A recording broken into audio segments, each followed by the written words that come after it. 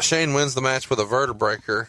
When we saw this together, you made a comment about the Vertebreaker. Share that with our listeners. I just hated the Vertebreaker. I thought it was a dangerous move, didn't like it, and didn't think he should use it. And told him that night not to. I did request that he not do it, yes. And but somebody else said to do it. Yeah, Shane approved it, and Shane overruled me. Shane McMahon. Lots of Shanes here. Yeah, there are. Goddamn pronouns, pal. Last names. Hey, I don't know when we'll talk about this again. Were you in the meeting when Shane Helms comes to the WWF and is told you can't be Shane?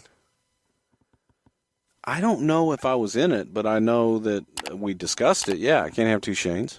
It's impossible. God damn, you can't have two people with the same name. Change it. Well, I mean, it's confusing. What if we had Shane Helms wrestling Shane McMahon? Shane with an arm drag. Which one?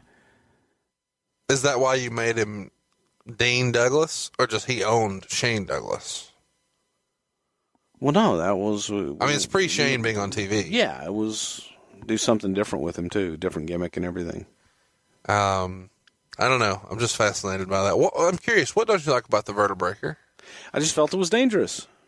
I mean, but if because the guy giving it can't see the guy that he's giving it to. It just scares me. How's it any different from the Styles Clash? Don't like that either. Okay. Booker T gives an emotional interview when he celebrates, having both belts now, the U.S. champion and the world title, and he kind of hints that he's not done. And then we go back to more Vince and Trish. Michael Cole interferes. Michael Cole looking quite young here. 15 years. Young and slender. Tony Schiavone and Scott Hudson. By the way, Michael Cole's in phenomenal shape now. Oh, yeah. He's always been in phenomenal. Well, he had a little while there. But Tony and Scott Hudson openly ponder their futures on the show. I'm curious, as far as I know, Scott Hudson was never given a serious look by you guys. Was he? Yeah, we used him as play-by-play in the very first WCW match. Tony Schiavone, I'm sorry. Why would Tony have not? I mean, Tony is kind of the voice of WCW. I don't know. There wasn't a lot of interest in Tony. Vince was never a big fan of his work, even when he brought him in. And even back in like the 80s. Back in the 80s, Vince wasn't a fan of his work. Who made the call in the 80s to bring Tony in? Vince did. No, I get that, but you said he's not a fan. So there was somebody there saying, no, he's good. Give him a shot. Well, I was a fan of Tony's, but way back early on. So were you kind of pushing the Tony it thing? It was just one of those things that happened. He was available, and I think his voice fits wrestling perfectly. I watched SummerSlam 89 recently, thinking and hoping and praying that Zeus would win, and hearing his voice on a WWF show was fun. Okay. I enjoyed it. Good. Big fan of his. All right. He's funnier than shit, too, if you get a chance to see him live. He doesn't do very much wrestling stuff anymore, but if you have an opportunity to see him at a fan fest or something like that, you should go. Tony's funny as shit. He really is. That's a witty dude. Yeah, real life Tony's funny as shit. And he's a damn good baseball play-by-play guy. Lots of talk here and rumors coming out of this show that Tony went off script and kind of went into business for himself because he's got some pretty edgy commentary here. Is he on his own there? That doesn't seem like a Tony move. It feels like a directive from you guys. Well, it was a directive from us for them to be edgy, and we wanted to give that sense of uneasy. Like it's a hostile takeover? Yes. So, I thought he did a good job on it. He did a phenomenal job. I'm just fascinated that he never gets a shot. It feels weird that he just goes away. I don't know that there was interest on his part. I don't really remember. And he also had a contract. Maybe it was one of those. He just wrote it out. Yeah, maybe. Sure, why not? No, I get it. I'm glad to see he's doing some stuff with the network now. He hadn't done anything with there in a long time, and I think in the last couple of years he started to pop up on some just segments that, he belongs there. The next segment is also some rumors and innuendo. Palumbo and O'Hare are there in a tag team title match to face Team Canada, which is Mike Awesome and Lance Storm, who I'm a big fan of. Chat me up about O'Hare. All three of the others go on to have runs in the WWF. And O'Hare's there for a bit too, but lots of folks really saw something in O'Hare, and he never really becomes the main event player that a lot of people think he should have been. Why do you think that would have been? Sean, unfortunately, and I saw a lot in Sean O'Hare, but he was missing it. There was that intangible it factor that Sean was missing. We tried things. We put him with Piper. We tried a lot of different things with Sean, and he never connected with the audience. He connected here in WCW. He's a big dude. He's in great shape. He's doing the Swanton. He's got you say lots he connected, of but he didn't draw money. He was a guy that did moves, a big, good-looking guy. But I don't know that he necessarily connected with the audience. He was put in a play. He wasn't put on top. Hypothetically, if they put him in a vest and gave him a Superman punch, could they make him look strong? We tried that. We tried a lot of things with him. I was making a Roman Reigns. I know what you were making, but again, it doesn't fit. I think Roman has more charisma. Oh, I'm not arguing that. I think Roman's tremendous. I'm just saying, you're saying Sean doesn't didn't connect with the audience. He doesn't. He didn't. He never made that connection with the audience. They didn't care enough to boo him out of the building. Thank you. They care enough to boo Roman out of the building. They care about Roman. Look, they didn't care about Sean. We don't ever talk about the current product, but real quick, have you ever seen a phenomenon like Roman Reigns in your life? I love it. Now, he's a phenomenal wrestler, and I think half the people booing him don't even know why they're booing him. They don't know. They just it's just think a it's thing cool. to do. Yeah. I mean, I'm just fascinated by that. But I go back Half to the the same people- analogy that at least they react to him.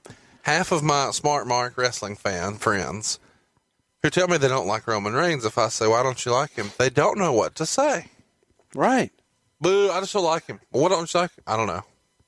Oh yeah, no, you know what we'll do one day, and I will talk about the travesty that is the whole Roman Reigns. Why people think they don't like him. Yeah, we'll get into that another time. I do want to state clearly for the record, Roman Reigns is a hell of a nice guy. I've had an opportunity to meet him a few times. He could not be nicer. Great family, great dude. Rick thinks the world of him. He's always been super cool to me. Hard worker. Gets a bad rap. Okay, so this match is over. O'Hare wins with the Swanton Bomb. And then we get a review of the Stasiak-Bigalow feud. And Stasiak, in his corner, has the hottest property that you guys would get from this show, or from this match anyway, Miss Hancock, who would go on to be Stacy Keibler. Did you know when you met her that day, hey, this girl's money? Yes. What was it about her that stood out to you as being... She was beautiful and had legs that wouldn't quit. Roll Tide. And she was so nice. Had a very naive air about her. But she was strikingly beautiful in real life. With no makeup on or anything. And as sweet as the day is long. Bam Bam Bigelow here. This is a tattoo match. It's worth mentioning. Who booked this shit? I guess Russo and them were doing it at the end. I don't know. So that was one of those that we inherited. The gimmick is, if Bigelow wins, he gets the tattoo Stasiak, who was running around saying that he had the perfect body and blah, blah, blah. Bigelow wrestles in a t-shirt here. What did you think of this match, Stasiak and Bigelow? You know, it's sad because Scott Bigelow was a friend of mine, and I loved Bam Bam. It was sad to watch, and I really didn't remember it until I just watched it. And it looked like an indie guy trying to be Bam Bam Bigelow, is what it looked like to me. Because he had the big T-shirt on. He didn't move like Bam Bam did. He was heavy. He was really heavy. And it just wasn't the Bam Bam Bigelow that I remembered.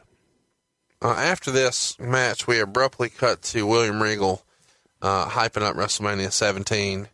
And then Regal buries WCW, just wanting to make sure that Vince knows what he's buying and do you really want to buy it. When they come back, Schiavone makes a smart comment about Regal. That was scripted, right? Yeah. Okay. DDP gives an interview where he promises bigger and better things and thanks the audience for allowing him to be Diamond Dallas Page. It was a pretty cool segment. I'm glad that they allowed him the opportunity to speak to the audience because he was Mr. WCW there for a little bit. And then they run a really cool video package of all the former NWA and WCW world champions. I thought it was nicely well done. Do you know if WCW did that, or did you guys put that together? No, WCW did it. Those packages, the WCW packages and all that, that was all on their side. Then again, we go back to Vince, and he lets us know it's about that time. And then we get another match. We get Elix Skipper and Kid Romeo tagging against Rey Mysterio and Billy Kidman for what is probably the ugliest set of tag team title belts in history. The WCW Cruiserweight tag titles shortly lived. They don't get a lot of play here. And the match doesn't get very much time either. Under 5 minutes here for this tag team championship. Elix Skipper, did he ever get a serious look by the WWF? I don't really recall. It was, I don't remember. He was phenomenal in TNA. The early days of TNA, he was... Yeah, I don't know what happened. Really underrated. I think he was based out of Atlanta, and a lot of people will remember him for famously walking the top of the TNA cage when they had the 6 sides of steel there, and then doing a Hurricane Rana off the top. Rey Mysterio, Kidman, of course, everybody knows they had success in the WWF, and I don't know when we'll talk about him again. Somebody said I would say that, and I did. Kid Romeo. Your thoughts on Mr. Kid Romeo? Don't really have any. Me neither. Let's move along. And we will never talk about him again. I mean, I'm not burying the guy. I don't know when he'll come up. Like, he ain't winning a poll the whole time. Then we go to Sting, who does a backstage promo. He tells us it's showtime. Did you think at this point Sting thought this is his last match ever? I don't know if he did or not. Sting is an emotional guy, but yet very understated. And he's about as calm and cool a cat as you're going to find. How many times had you met Sting? I knew Sting when he was in the business 3 months in Mid-South, the old UWF. That's not what I care about. How many times did you talk to Sting when you worked for the WWF? A couple times. Okay. And you talked to him in person or on the phone? On the phone. Well, both, actually. Okay. And so here, this isn't an uncomfortable meeting. Do you say, you think we can put something together? And he says, send it around my contract. Did not even discuss it. Really? Did not even discuss it.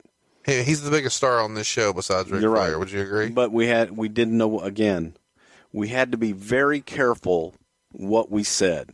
What we did say, what we could say, and what we couldn't say.